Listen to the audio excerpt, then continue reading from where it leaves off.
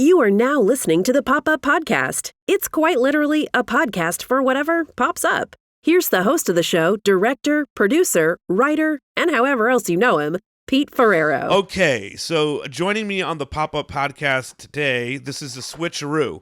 I was supposed to have Nick Ferraro on, but he had something come up, and he doesn't know when he's going to be able to do it, so we'll see. So I go right to the replacement, my best friend in the whole world, Tony Mangia. What's going on, Peter? How are you, my man? I'm doing well. I'm hanging out. Just it's another night in paradise. I hear you. So before I came on, I said I have actually no idea what we're going to talk about. I'm testing the Pop-Up Podcast to the extreme here because it's whatever literally is going to pop up between us in this conversation. That's usually how it works when we're together. Things just pop up. And this as well. Yeah, exactly. So, hey, we went to this week. This did just pop up. We went randomly on a Thursday. We saw an ad pop up.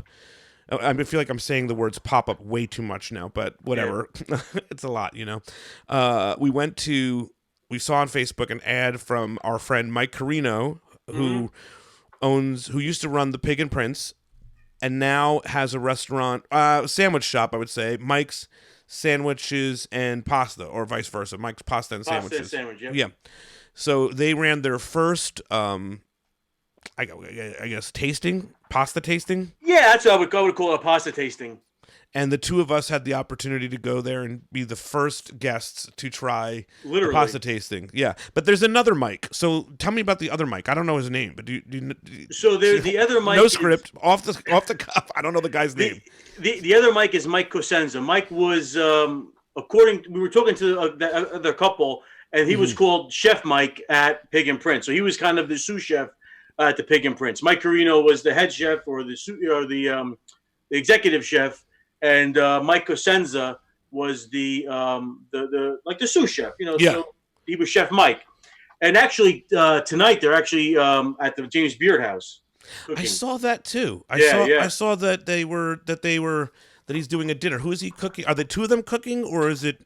I believe so. I was looking at some of the pictures online, and it looked like both of the guys were there. So it's pretty cool. I thought it was. We brought our own wine because it's it's illegal for them to serve wine. And that wine, I gotta tell you, good. It was good. It was a Montepulciano di Abruzzo. Okay. And I always go. Sometimes I like gimmicks. So it had a piece of the. I don't have the bottle here. It had a piece of the the grape branch, right? The vine that they actually attached to the bottle, which is kind of a cool I thing. think it's very awesome. Yeah, and the wine was delicious. And then we did 4 courses. I forget the four courses, but I know we all loved the Puntanesca course. That we thought that was amazing, right? Yeah. So actually, I could go to the videotape. Yeah, we got a videotape here of Anthony's got the videotape of what we actually ate. So I'll go through what we had. Go to Instagram. So if you follow me on Instagram at Tony Mangia, then you can see what we ate too. And I'm really excited to plug your podcast. I feel like this is a crossover. Like, you remember in the old days when like the Ropers would visit the the kids at Three's Company? I feel like this is a crossover podcast. So we started. The first course was the aglio e olio, which is garlic and oil. It was a house-made linguine, garlic, white wine, parsley, lemon oil, and the little bit of breadcrumbs on top. I mean, I don't know if you can see; it's kind of hard, but that was it's not popping. We're never going to post the picture, but either way, go to his Instagram page. Yeah. So that was the first course, and I actually enjoyed that because it kind of reminded me of like something simple I would make on. If I'm working late, I get out of work, I want to have something quick. That is like a perfect quick dinner. I think it was great. I think it was a really good first starter course to get into this. Yeah. And then we moved on to the Puntanesca. And you know what Puntanesca is, right? No, go ahead. Tell everybody. Right, you know what it is. But okay, so I'm trying to. So Puntanesca actually is. My dog is howling. That's okay. We're a dog-friendly show. Like, my dog's going to come in a little bit. I was waiting. I interviewed Charles Rosen from Beverly Hills 90210 a couple weeks ago, and I was waiting for my dog to freak the fuck out. She didn't. She did not. But I was waiting for it. So a puttanesca is it means the whore's pasta. That's pretty much what it translates Wow, to.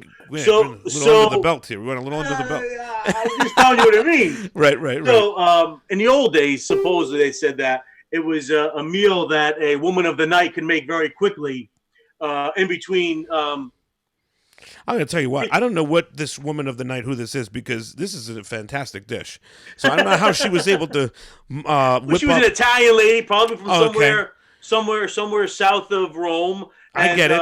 I get what you're saying, but I mean, she's able to put peppers and all this shit together. I mean, in that time. So traditionally, it's with bucatini, or at least that's what he served with a homemade bucatini: tomatoes, anchovy, onion, capers, and olives. So salty, sweet from the tomato. A little spice, I think there was even in there, yes, right? there was a little bam, bam, bam. I don't know what that was. What do you think it was? Was it probably those Italian chilies? What are they called? The pepperoncini? Red No.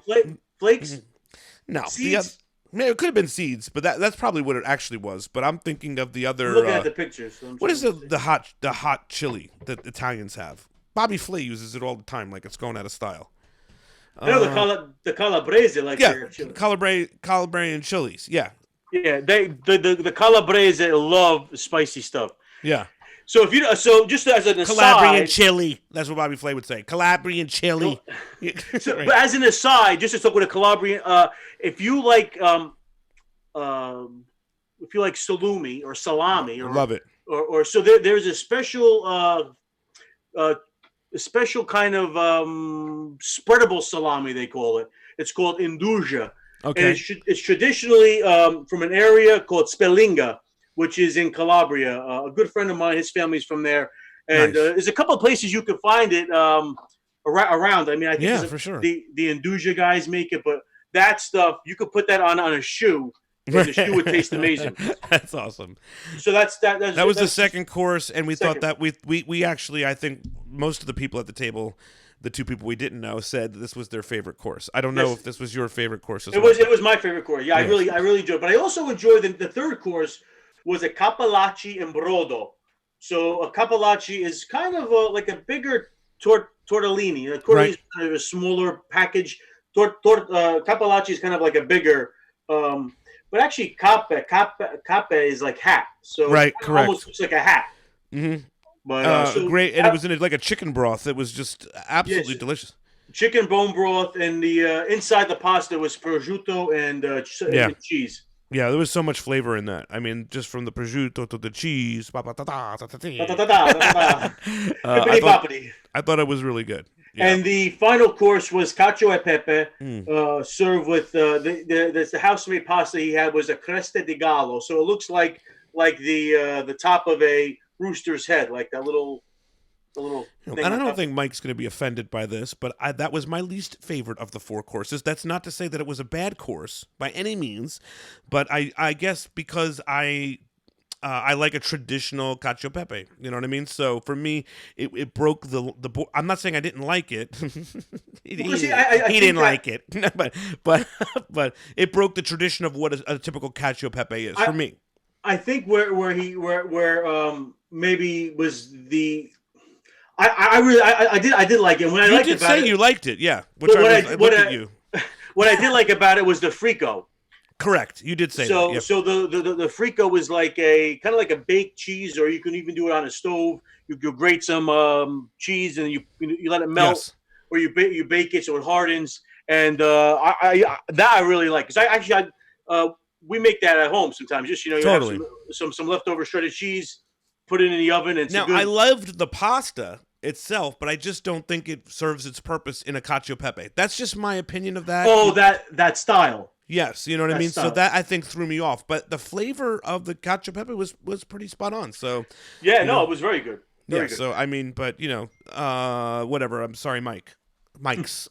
But ultimately, I did love the four courses. I thought it was a phenomenal dinner. Did you enjoy And it's something that they're going to be doing now every Friday night, hopefully. So, really, it's a good night out. $40. I was going to say, well, it's not. It might be more at some point, but it's relatively affordable for everybody that's looking to try out some stuff. And not to also mention that the sandwiches during the day, the lunch sandwiches, are out of this world. Oh, absolutely. I had. They do like Parmesan, like Parm. Yeah, I specials. saw that. Yeah. Yeah, so we were there on a day they made meatballs, and the meatballs were really tasty. I was wondering. Yeah. Now, speaking of meatballs, I'm going to transition you and by the way, I have like I said, I have no plan. So this is just a very natural transition. But we also Anthony and I love to go, Tony Mangia, whatever, Anthony Shilia, right? But Tony, we'll go back to Tony Mangia now. But I know you got like a split personality. Yeah, like Two-Face, you know. But we also love going to old school Jersey joints. I think that we've been friends, and I guess I was saying in the whatever the setup here. The preamble? I met you, and I don't even know what year it was, but you were working at a Bobby Burger Palace. 2009. So we started hanging out and going places, but I feel like initially a lot of the places we first started visiting were sort of old school joints. I remember we went to Harem's, the hot dog spot. Oh, yeah. That was Bourdain's joint. Bourdain's spot, yeah. And of course, then we tore up New York City in another part of your life, and we'll get in there at some point. But anyway, so speaking of meatballs, that was a long segue to get to the meatballs at Angelo's in Lyndhurst. Oh yeah, that joint, old school, right to the max. And I mean, really, and actually, what I loved there was the Manigot, the Manicotti, Mrs. Manicotti. No, the Manicotti, the Manigot. They were like pillows, light as a feather. Seriously, and really how long has it been there now? I guess 50, 60 years. I forget maybe even longer. I don't mean to disrespect Angelo's. I want to say longer. I want to say probably since, I think they might be there like almost 80 years. This is the second generation now, I think, after Angelo. And yes. This was the first time that we had been there. Now, listen, I live in Lyndhurst, so now someone's going to stalk me. But I live in Lyndhurst, so I have never been to that place. And I asked, my parents about it, and they hadn't been to Angelo's probably since the 80s. Wow. Yeah. But it's not, again, it's no fault of Angelo's. There's no story. It's just, there's so many different restaurants. But when you go into Angelo's, yes, there have been some upgrades, I'm sure, in the kitchen. But when you walk into that place, it definitely is a throwback. Okay, so it opened in 1952.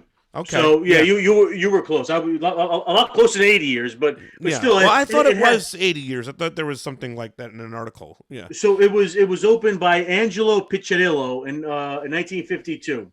Yeah, I mean, and it's not a big menu, right? So no, not by any stretch. Taking traditional restaurant form of today, right? I mean, maybe there was a handful of items on that menu. You're not going to be inundated with I don't know what to pick, right? There's maybe about 10 items.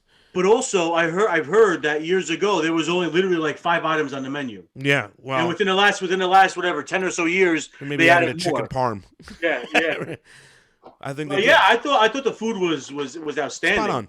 Yeah, it was really good. Yeah, so that was another great experience.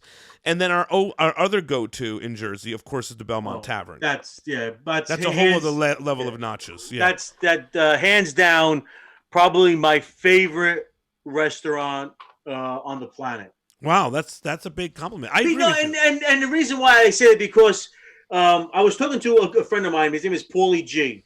Okay. He has a couple of pizzerias out, and he's going to be on my pod. I recorded the podcast yesterday, but it'll be on in 2 weeks. Yeah, so, Anthony, Tony Mangia, what is that? At the Table with Tony? Yeah, At the Table with Tony. And that's his new podcast. You can get that on iTunes and Spotify, Audio Boom, everywhere you could think about looking up a podcast. All you have to do is go to the search and type in At the Table with Tony. That's and there's already an episode up there with Jimmy Buff's The Hot Dog Spot. Oh, I mean, yeah, and I was just listening to that on the way here. And I thought it was great. Yeah. So sorry, go ahead. Yeah. But the thing is, Paulie G mentioned something called a pizza cognition theory. Now, I never heard that. Have you ever heard of this? I've never heard that before. Well, neither have I. I can't wait to hear what this is. But so what it is the first pizza you have is a pizza that you always remember the most, or it's a pizza that you always go back to. Okay. So the first pizza you've ever eaten as a kid will be the pizza that you'll love for the rest of your life. I think there's something to do with that. I mean, my first pizza, I don't know what yours is, but mine growing up pizza. Mine growing up as a kid was Mr. Bruno's in Lyndhurst. But now, Mr. Bruno's doesn't sponsor the show, so I can be totally honest here. It sucks now. It is not. Okay. It's not what Mr. Bruno's was. So I can't eat Mr. Bruno's pizza anymore. There was a guy that used to run Mr. Bruno's. His name was Steve, and he owned several Mr. Bruno's, I believe. And he ran it. He sold the business. Then about a year ago, he popped up on Route 17. I heard about this. Another Mr. Bruno's, and the Mr. Bruno's pizza again on 17 was phenomenal. I was like, oh my God, this is like my childhood, like you said, right? Yeah. And so I actually told him, I went in there and I said, hey, Steve, what are you doing? And you know how I could talk sometimes. So he said, I'm good, man. I'm just teaching these guys a few things. I said, yeah. I said, because they fucked everything up over there in Lynn.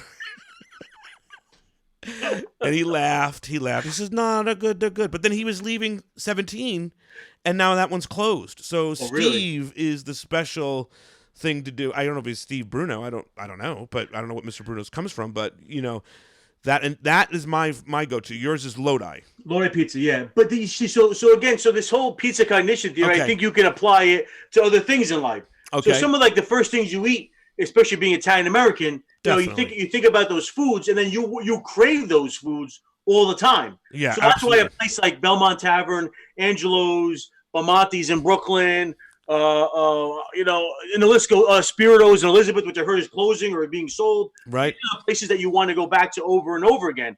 And when you hear that places like this close, you're like, holy cow, what the hell are you doing? It's such a sad thing. So go ahead. No. So as a segue into promoting my podcast, it's kind of my goal, or it's kind of really my passion to kind of help to preserve or at least document these different Italian American or even Italian restaurants, food stores. So it's about the food. The food is the important, but it's also about the hard work, the determination of these either the immigrants or you know, second, third generation, fourth generation Italian Americans that are carrying on their family's legacy. So that's just, you know, I'm throwing it out there. That's what Tony Mangia. No, I think it's an awesome podcast concept. I think you're the right man for the job. And I think a lot of people, when you started promoting that you were going to be doing a podcast, a lot of people got behind you. Oh, absolutely. And I appreciate all the support. I've gotten lots of support from lots of people. And you know, I think like I said, I think that you know, it was anytime you do something for the first time, sometimes it's a little sloppy. So yeah, the first episode was a little, you know, had a little, you know, what are you drinking there? This is a Anchor Steam. I go with it every episode. I don't know why they don't produce the show, but they don't sponsor. Anchor Steam. Have you ever had an Anchor Steam from San Francisco? Yeah, but I've never seen that. Is that a new label? It does look like a new label, but maybe it's just I just recently got this. Someone gifted it to me. So actually, my brother-in-law's father gifted it to me. So just in case I didn't mention his by name, his name is Rich. He gifted it to me. Yeah, that's pretty cool. But so getting sorry. Yeah. So no. And I have a point. I have a point to make after you're done here. About that was pretty much it. I just want to thank everybody for all the support so far. Like I said, you know. I think as I continue to do the podcast, you know, it'll get a little bit better and it'll get tighter. But like I say, you know, practice makes perfect. The thing about it too, what I've learned just in my short little 5-episode run here, is that you do get more comfortable. But, you know, as you interview different types, right? So maybe this week was Paulie G. You're very familiar with him. So there's going to be a certain chemistry that's just off the bat. But maybe with Jimmy Buff, someone that you kind of know but don't know, maybe there's a little bit of apprehension there. So sometimes it does, you're going to find yourself pulling get stuff out of guests for sure. And I was super intimidated interviewing the guy from 90210, Charles Rosen, who will probably be back. But then once we got into the flow of it, it felt really, really great, and the conversation was awesome. Now, you would think Joey D'Onofrio would have been equally as challenging, because he's celebrity and all that. He wasn't, because I know him, I've talked to him, I've gotten friendly with him, so we could bust each other's balls a little bit on the show, and it was totally fine. So I think there's going to be some of that going into this. Yeah, you know, the thing is, I came from kind of like radio background in Definitely. a way, you know, doing it in school. So again, you know, but I was doing it for years, and then I stopped for so many years. So kind of you need to get back into that groove. So it takes you. It's like riding a bike, you know. Yes. You never forget, but you know, if you get on after 20 years, you might fall once or twice until you just pick your butt back up and get going again. But you all have to do me a favor and check out his first episode, At the Table with Tony. I think it's really, really awesome. And I just did about 10 minutes of it, and then I was like, can we do mine? And then so I didn't get to finish it. But from what I hear so far, it's really, really awesome. It was fun. And Jimmy, I mean, if you want to talk about old school Jersey joints, Jimmy Buff's is one of the oldest old school. Started in 1932 and on the corner of 14th Avenue and 9th Street in Newark, New Jersey. They moved to their current location in West Orange in 1960. So wow. it was the son of the founder, and it just really, I mean, just Jimmy Buff's. They're the originator of the Italian style hot dog. Definitely. So if you don't know what Italian style hot dog is, it's pizza bread, which looks like a large bagel or a pita. They cut it in half. Inside they put fried hot dogs, peppers, onions, and beautifully fried potatoes. Yeah, and I love it. It's one of my favorites. Do you put ketchup on it? Because I don't put ketchup. I've been getting yelled at for putting ketchup because traditionally all they did was put salt on the potatoes. Interesting, very interesting. I don't put ketchup on my hot dog. But but the reason why you can put the reason why you can put ketchup on an Italian dog is because you're not putting it on a dog. You're putting it on the potatoes. I get where you're going with that, but I'm in general. I don't think ketchup's my jam. No, I'm a mustard guy. I'm a mustard guy. I like a chipotle or a spicy ketchup. Although this is if you've ever heard of Hank's Frank's, it's another old school joint. It's like literally like it was founded as a hot dog cart. So it's one of those dirty water dogs. I love that. And, I've been going again. That's another one of those food memories. I've been going there. I was going there with my dad, my grandfather.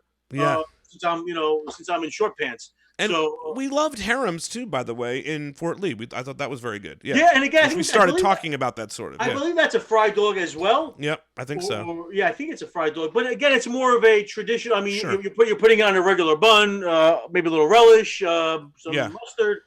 Now, I was going with all of that about your podcast and all that. One of the people that I think helped promote your podcast was the chef that passed away, Carl Ruiz. Right? Yes. Yeah, he was a heavy advocate that, you know, if there's anybody to do this podcast, it should be you. And he helped promote the GoFundMe and all that stuff too. Absolutely, definitely did. Because he would always say, like, if you want to know about Italian food, talk to Tony Mangia. He used to say that. Yeah, right. Yeah. And he was a great guy. I mean, I really the internet is a lot less funny without him. Social media is a lot less funny. I mean, everything is so serious now. At least when I used to wake up in the morning, I would see, go onto Instagram or Facebook and see what the hell Carl was doing the night before. Or eating, yeah. He was one of a kind, and really, I mean, it's that was a shame. I miss the guy. I really did. And not to turn this into the darkness here, but I mean, we also lost Kobe Bryant.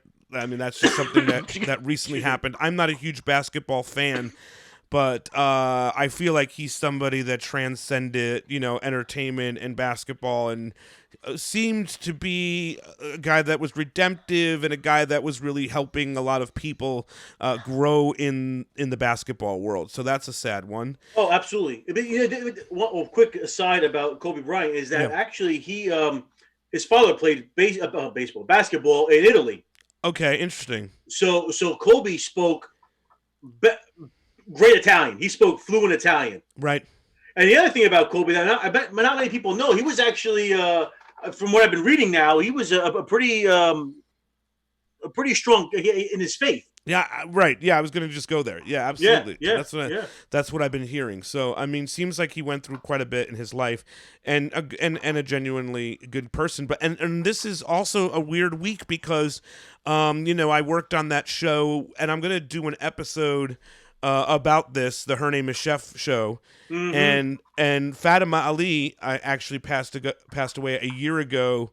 maybe I don't know what day it is today. This is what I think on the 25th, so it's the 27th, so a couple of days ago. But so I feel like whenever someone listens to this podcast, they're like, "Wait, what day was that?"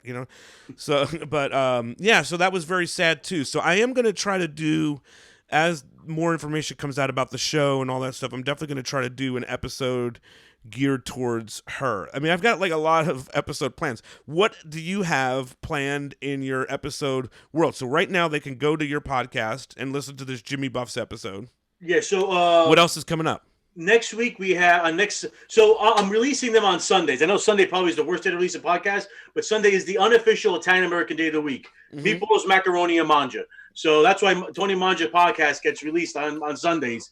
And I think it's great, actually. So as people are cooking their Sunday dinner, pop your podcast on, right, and get in the mood. That's the idea. So next week we visit Lenny's Pizza of 86th Street in Bensonhurst, Brooklyn. We visit Josephine Giordano. Her family has owned Lenny's since the early to mid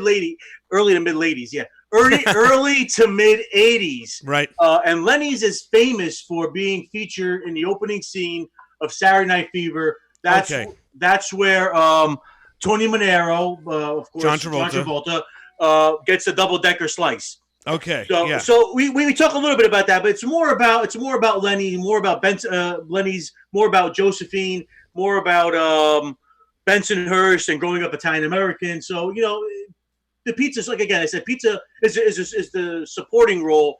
Josephine, she's the star of the show. That's awesome. So that's next week, and then in the following Sunday is Paulie G, who also owns a pizzeria, but he has amazing stories. And one thing that you and Paulie G have in common. Okay. You know what it is? I have no idea. The Daily Catch.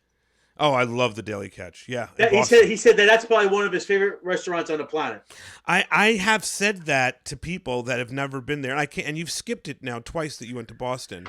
I know. He's like we're gonna fly up there just for lunch and then come back. I mean, honestly, it's worth it. I mean, and I have made, and I know people do this about other things, but I have made trips to Boston just for the Daily Catch and then come right back.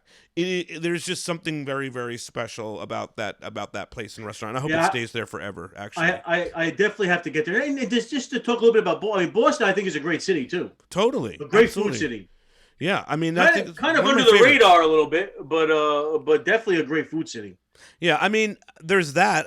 And there's Mike Pastry. What else do you have in Boston? We were actually in Boston late December. We went to a place called SRV. Serene, it stands for Serene Republic of Venice, and really they're doing a take on Venetian style food. The food was phenomenal. Mm-hmm. I think we did it was like a 12-course, 11-course tasting menu for like $40, $50. Right. I mean, you go to New York City, you ain't paying $50 for a 10-course. I mean, they weren't giving you huge dishes, but we left that place. I'm still thinking about it. Right. Yeah. So that's a really cool spot. And then we went to another place up there over the summer called Forcella, which is like a Neapolitan style food. Sure. No pizza, but like they had like rabbit and the food was really excellent. But I'm a modern guy. Yeah. I like modern cannoli. Okay. When I was at Daily Catch, this is a true story. They give you beers and all that stuff. You don't give it to you, but you buy them. They have alcohol, is what I'm trying to say. I had a few beers, and I loved the food at the Daily Catch so much. This is very true. That in the middle of dinner, I stood up. It's a very small restaurant, and I handed the chef $50 because as a tip. Really? Because he's literally right fucking in front of you. You know what I mean? I stood up and handed him $50, and I was hoping he was flabbergasted by this, and I did it. I've done that twice now at that place. I was hoping to come home one day and pop on the what had gone viral, and everybody doing this, maybe I had started a new tradition in Boston. I still feel like I'm the only guy that did it twice, but that's a nice gesture. It's a beautiful gesture. Well, I mean, especially when the guy's cooking right in front of you and you feel the heat and the love coming off the food.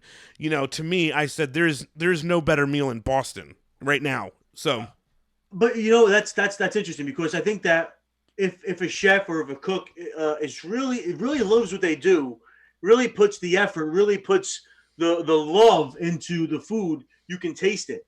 Oh, it's so true. You can taste it. I mean, I think it's the hands. It's just I don't know what it is. It's also interesting from doing Her Name is Chef that Elizabeth Faulkner says that she can often taste the difference between a female chef and a male chef. And I thought I didn't know that might be a thing. But after I did the show, and I tasted so many female chefs, various dishes and whatnot, I do feel there's something different in those to a male and female cooking for sure. I feel like I don't like to use the word love because I feel like that's probably what you should say, but there is a more subtlety or a gentleness that's coming across in some of the dishes. That's not to dismiss that one's better or worse. I just think that there's a different touch in the actual hands that they have. No, that's a great point. And even you think about like the old nonnas, the old yes, grandmas totally. in the kitchen, slaving over the stove, but again, they're putting love into it because they love to do it. So that's why it tastes so damn good because they love what they're doing. Absolutely. Okay, so I'll put you on the spot. Maybe we've got a great interview here so far. I don't even understand how, but because with no script, nothing, no questions in advance. We've hit a lot of topics, but I will put you in the hot seat right now in Jersey. Where are you going to dinner? What is your go-to? What is your spot? Where should people be heading right out to go to? Oh, like I said, hands down, Belmont Tavern. That's number one on the list. Let's skip out the old school joints. Let's go to the non-traditionals. Who is somebody that people should be talking about and going to see right now? Now, hey, that couple we were with, man, they could probably told us 100 of them, right? There was a couple with us at the dinner that pretty much had dined everywhere in New Jersey, and Anthony and I try to get out to as many places as possible, and I know we do. Yeah. But they had experienced virtually every freaking restaurant in New Jersey. So we were at times like, I don't know that one. Yeah, I felt like Ralph Crammer. Let's see. I'm trying to think. I mean, they're.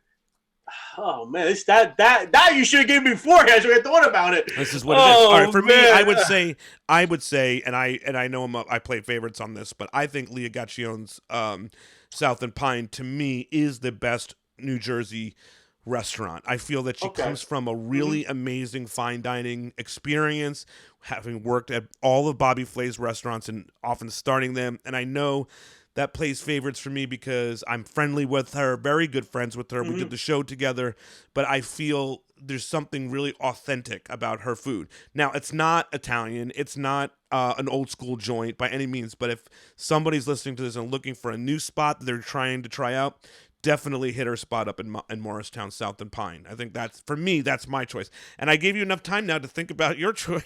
I've been thinking. I'm going through the counties. I'm going to Bergen County. I'm going to Essex County, Hudson County. I'm trying to think. I mean, oh man. You know what I could say is that it's not a restaurant by any stretch of the imagination. Okay. And literally, they only do this on Thursday afternoons. Okay. There's a place called John's Market. Okay. In Orange, New Jersey. Okay. On the corner of South Essex and Capuchin Way. It used to be called, I think years ago, I forgot the old name of the street was, but it's literally the size of a shoebox. It's a small spot. They have 1, 2, 3, 4 tables, long tables, on the when you walk in on the right wall, and then you go to the left. There's a counter, and then there's a kitchen, and everything's open. So it's called John's Market. It's been there probably forever, and they only make these big lunches on it's lunch, so it's only on Thursdays, and we've been there 3 times in the last like 4 or 5 weeks. And I have eaten some of the best. That's a lot of times. You're like me. When you like a place, man, you're going to just visit it as many times as possible until you don't like it anymore. But the thing is that we've made sure that we've had jobs in that area just to go to lunch there on a Thursday. But what's great about it is that it's the people there. Yeah, it's totally. The food there.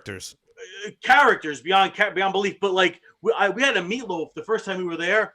I was like, it's meatloaf. I mean, how could it go, be Ma, get the meatloaf. I mean, how special can meatloaf be? Right. This friggin' meatloaf was like like nothing I've eaten. All right, And then, cool. And then we were there. I don't know. It was last week or 2 weeks ago. They made a pork cutlet, so like a pork, Oh, yeah. fried pork cutlet, thin. You could use a spoon and cut it with this gravy on it. Oh, that sounds amazing. Woo! Yeah. That's what is that now? That's John's Market. John's Market, Orange, New Jersey. Now I'll be honest, it isn't the best area. No, okay, So, yeah. So proceed with caution. Yeah, but it's a place where the cops hang out. It's a place where the old firemen come back. Cool. The people from the old neighborhood come back. And there is one other place I would love to give a shout out to. It's Martino's Market, Hackensack, New Jersey, on Lodi Street. Okay. The family's been there. I think this year they marked 50 years. They came from they came over from Sicily, and it's the Martino family, Mr. and Mrs. Vincenzo and Conchetta Martino and their daughter Lena, and they make some amazing, just home style, old school Italian dishes. So it's what they call a tavola calda, which means a hot table. Right. So it's a buffet. Okay. You go there, you pay one price. Great. And you get it's all you can eat. So they have chicken on the bone. They have that sounds great. Chicken parm. They have all kinds of pastas. And the best thing there, I mean, this is an old school thing. It's the salad. Mm. And the reason why the salad is so good there, easy, drink something. The reason why the salad is so good there, because this is the way that we had it growing up. They let the lettuce soak in the oil and vinegar. I love that. It isn't soggy. It's soggy, but it's not soggy. I know what you mean, but what about the place that just put the fucking oil and vinegar on the table? Okay, that's it then. I mean, come on.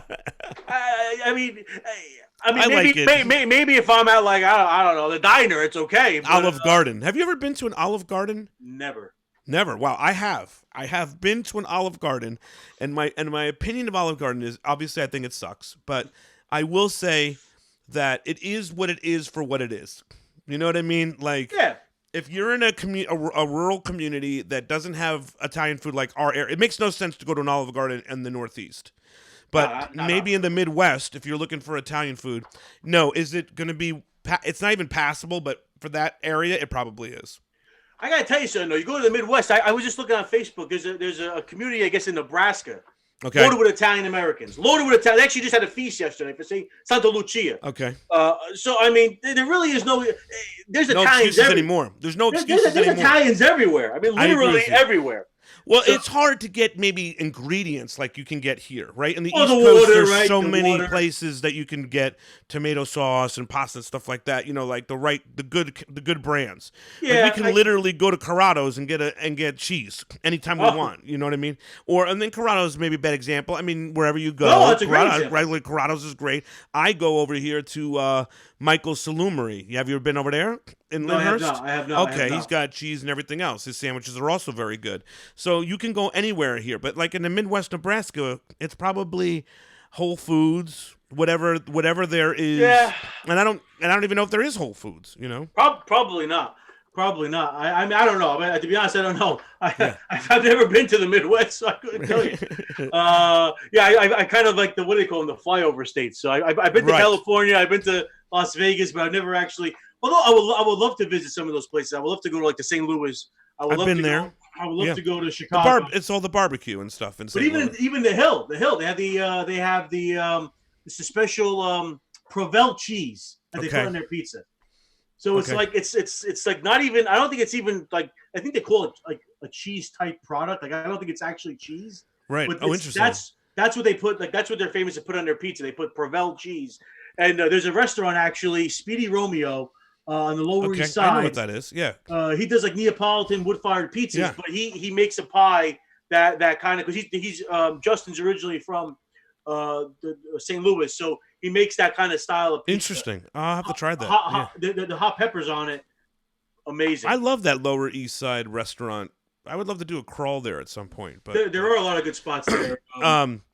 I was going to say when I went to, and I've shared this story maybe with you, but maybe not the listeners. When I was working on The Price of Fame, I obviously traveled to a lot of the Midwest cities for interviews, and I went to Oklahoma to interview Jim Ross, who is incredible in that movie.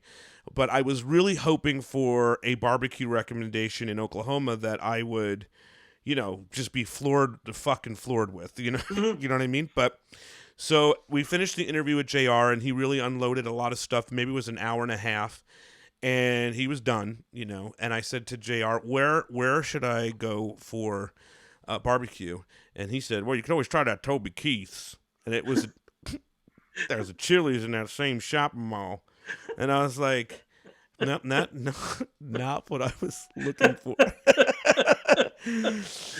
At any rate. Actually, there is one other place I will Okay, we're gonna plug one more. And that we recently stumbled upon. It's a place in Demorest, New Jersey. Okay. It's called Yasu Mykonos. Okay. And it's a Greek joint. Of course, yeah, I would imagine. Yeah, with that name, right? Yeah, they were doing fish and chips. Yeah, it's the Thistle. That's okay. Yeah. Remember?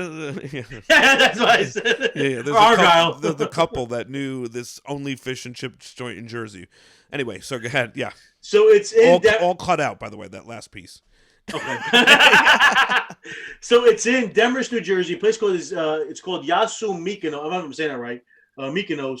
It's a Greek rotisserie, and what they had there, which I thought was phenomenal, was the gyro or the gyro meat. Yeah, gyro, whatever. Yeah. It's on the spit. It isn't the stuff that comes in a box and they put on the spit. It's like the stuff they actually marinate awesome. the meat. They put it onto the spit. It cooks. I can't wait. I'm gonna go. I'll probably go there tomorrow. You gotta check it out. I mean, that's in Denver. I'm just trying to think about different places. But yeah, those are. I think we gave people some really good places to visit. I think all of those places are great. And I of course mentioned South and Pine. You mentioned a couple of markets and this place in Demorest, and you can go back and listen to it. Anyway, I think we've rocked this interview, which came out of nowhere. But go ahead, plug away again at the podcast and where people can find yours. Now, first of all, listen to my podcast first. When you're done listening to that podcast, let's switch over. You're going to switch over and listen to this podcast because you're so into food now. You want to hear these interviews and all these things. And depending on when you listen to this, you might be listening to this next Christmas, right? Yeah, true. So you might have 20 friggin' episodes at this point, maybe even more. You know what I mean? So, yeah. So, and hopefully a lot of places. So plug the podcast. Where can they get you? Where can they find you? All that stuff. So the easiest way to find the podcast would be going to www.tonymangia.com. That's www.tonymangia.com. That will take you like directly to the podcast. Sure. To like, then you could click on the different links where you can get it. Blah blah blah. Yeah. So Instagram, I do a lot of Instagram. It's at Tony Mangia, so at TonyMangia. I'm also on Twitter. I don't do that much Twitter. Kind of once in a while. That's at Tony at the Table. So at TonyAttTable. And then on Facebook, you have I kind of forget yourself. Yeah, well, no, I mean, I do have a like a Facebook fan page or something. I just never remember because it's like www.facebook.com/ Sure. I think it's Tony at the Table. So you can find that. Now, also, even if you Google me. Yeah, I was going to also say if you go and you just want to look at the podcast, you can do that via any of the podcasting streaming services now, right? I see you're in iTunes today. That's where I listened to you. So you got that. Yeah, I got iTunes. That was quick for you, huh? Yeah, I did it last night, and they approved it like within a couple hours. That's crazy because I had to wait 3 days. So no, really, I'm not even kidding. I'm also on. Let me see here. Something called Deezer. I don't know what that is. No one here listening to this podcast knows what the fuck Deezer is. Radio.com. Okay, so those places, yeah. Radio, Spotify. Radio Public is another one I see here. It's on. I don't know what that one is. So you can figure out where you want to go find this podcast. The first episode's really great. I haven't heard anything else yet. And I'm halfway through the first one, but I'm really interested in it. I'm going to cook in a little bit here, and then I'm going to finish my beer and finish the podcast as well. So, man, thanks so much for doing this. Thank you, Peter. I appreciate it. This was awesome. I really had a great time. I mean, again, it's like we're two buddies, so it's exactly. Easy. I hope that comes across here. Yeah, and then maybe in the future, whenever someone bails, or in the future, we can do some more of this. And we'll talk about ancestry. I was trying to avoid that topic. I was trying to avoid that topic tonight, but Anthony is very big into the Ancestry.com stuff and all that, and him and my mom are going to be texting soon. So, all right, man. Thanks so much for doing this. Okay, appreciate it. I'll talk to you later. All right, sounds good, man. Bye. All right, be good. Ciao. Yep. Today's episode of the Pop-Up Podcast was brought to you by Sunspot Films. Thanks for listening. For updates, check out popuppodcast.com.